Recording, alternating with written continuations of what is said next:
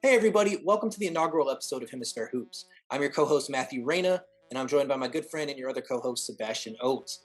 On today's episode, we have a very special guest for you, NBA veteran Jeff Trapagnier.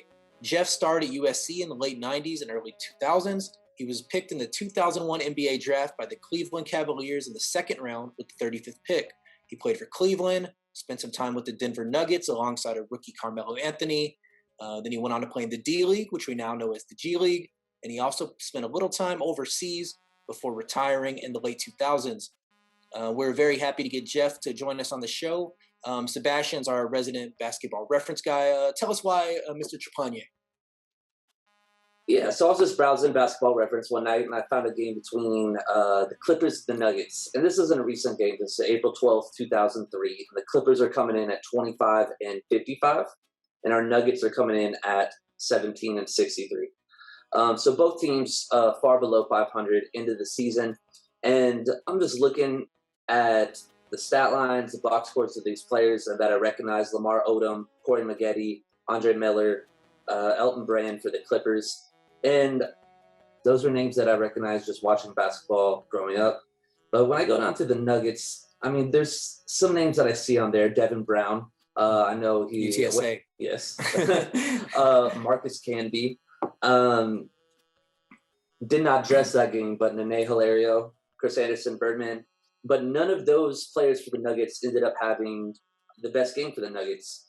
So looking at this stat line, I see that we have 6 for 11 shooting, including 1 for 2 from 3, 2 for 2 from the free throw line, 5 rebounds, including 3 offensive rebounds, a steal, 4 steals, 1 assist, and only 1 turnover with 15 points, and a team high for plus minus in the box score.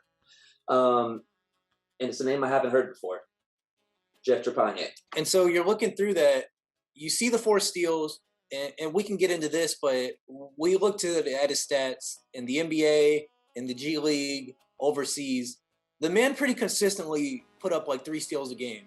And you wonder if in this day and age, he wouldn't be a rotation player just doing 3 and D, like seeing, what someone like a Robert Covington or a Danny Green does.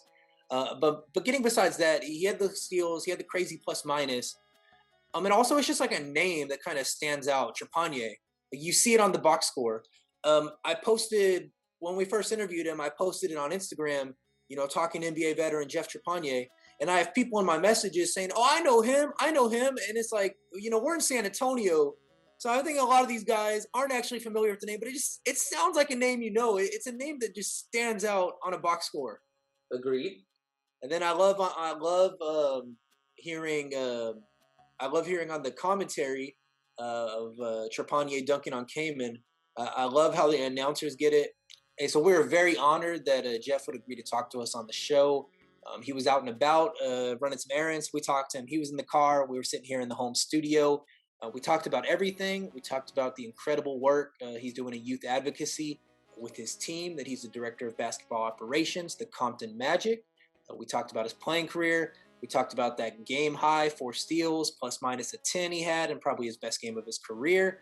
Talked about a little bit of everything, even asked him about his time in Texas. So we're excited to get into it. Sebastian, you ready? Let's dive in. Hey, let's talk to Jeff. Thank you, everybody, for joining us. This is Hemisfair Hoops. I'm your co-host, Matthew Reyna, and I'm joined by my friend, Sebastian. Today, we have a very special guest, Jeff Trapagnier, who he started USC before playing for Cleveland and Denver in his playing career, played overseas a little before retiring, and is now the director of basketball operations for the Compton Magic. We're based out of Texas, Jeff. I know you played a little bit of your career for the RGV Vipers. What did you think of Texas? I like Texas. Actually, when I first got drafted, Coach John Lucas flew the other rookie and myself. He flew us out there the following week, and we stayed out there the whole summer and worked out the whole summer there. Let's start with this.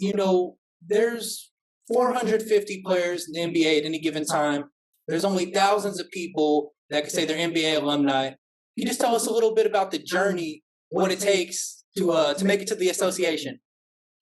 Well, A lot of it is skill, and some of it is luck and timing. I mean, you never know what a team wants, and so if that's your dream, you just have to keep working.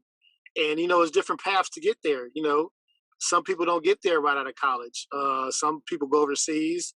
Some start in the G League. So it's different paths, and it's just you willing to make a sacrifice in order to get there. And working with some of the younger guys with the Compton Magic, what's something you tell them maybe when they ask you the same question about what it takes? I tell them the same. Just like if it's your dream, just keep working. Whenever you have an opportunity to get into the gym and work on your craft, do it. Because nowadays these guys are in the gym, like they're in the gym working on everything. And we have a lot of talented guys on the team. And like I said, it's just a matter of timing and opportunity. That's all. Okay, so I know my guy Sebastian over here. He's our basketball reference nerd, and he's been looking up some of your stats. So I know he has some questions on that. Yeah, sure. So when I reached out, I saw that game, and it's Nuggets Clippers, and I look at the box score, and I see Jeff Trapagnier, and I see 15 points, I see 4 steals. I look up the highlights on YouTube, and I see you dunking over Chris Kaman. And I'm just like, okay, I need to reach out to this guy and talk about this game. It's a career high in points and steals in the NBA. And I saw you had 11 overseas steals one game. I think that was a Euro record. But again, in the NBA, I saw you had a career high of 4 in that game. I was wondering if you could just talk about that game for a little bit. Yeah, that game was actually that was in Denver. The one against Chris Kaman was in LA. So the one that we're talking about, that was in Denver, and that was after I got called up from the D League at the time, and I was just trying to make the team.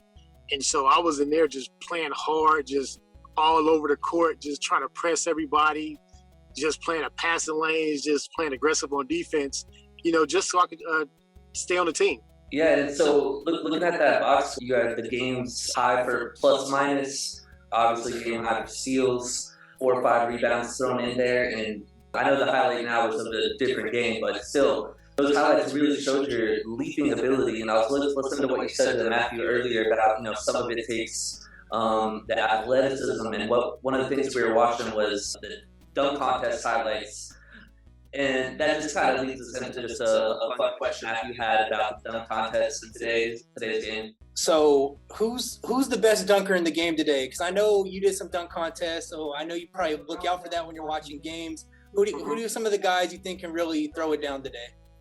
I think Zach LaVine is good.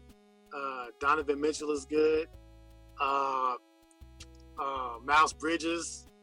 They have. I mean, the guys are a lot more athletic now than when I was playing. So they have a lot of good young guys that are great dunkers. But those 3 come off my mind right off the bat. And the best thing about the Miles Bridges dunks is he plays for Charlotte, and they have that commentator. So I don't know if y'all seen that where that guy's yelling. Yes, he's very entertaining. Mm-hmm.